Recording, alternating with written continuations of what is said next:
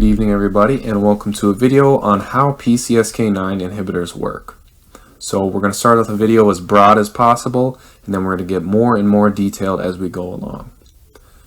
So PCSK9 inhibitors are meant to decrease bad cholesterol, also known as LDL, and they want to decrease LDL because LDL is known to contribute to plaque buildup on the arteries, which ultimately, if enough plaque buildup occurs in the arteries, they can become so narrow that a heart attack or a stroke occurs due to this blockage. So now we're going to go into the components here and then get into the diagrams over here. So at the top here we have Repatha, which is the most common PCSK9 inhibitor, probably the medicine that your doctor will prescribe to you or your family. It's drawn as a Y because it is a human monoclonal antibody, which basically means that it's an antibody that only binds to one specific antigen or one specific thing. And the specific thing that Repatha binds to is PCSK9, which is an enzyme shown here in green that is responsible for regulating the LDL receptor. Now PCSK9 mainly decreases the LDL receptor present on the outside of the cell. And the LDL receptor's job is to bind LDL, bring it into the cell, and metabolize it. So moving on to the diagrams on this side of the page, we have at the top here how the LDL receptor and PCSK9 function normally, and then at the bottom we have how PCSK9 and the LDL receptor function in the presence of Repatha.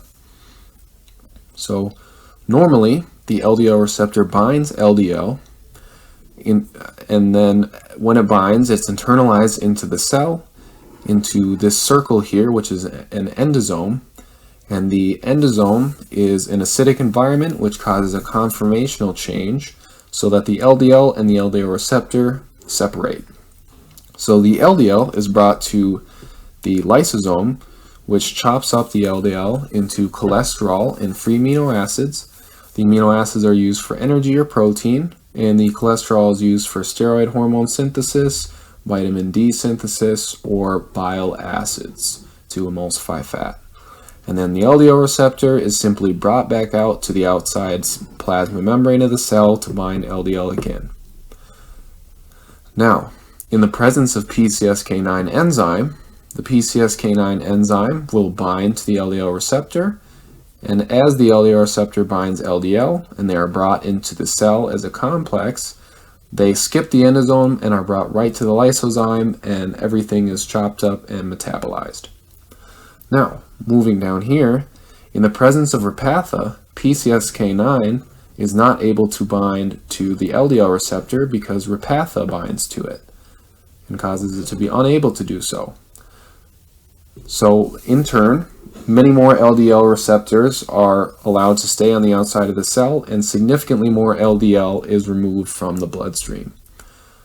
So just to kind of recap, in the presence of Repatha, PCSK9 enzyme decreases, which causes an increase in the amount of LDL receptors present on the outside of the cell. And because there are more LDL receptors on the outside of the cell, there is a significant decrease in LDL in the blood. I hope you've learned something today, and you have a good rest of your evening.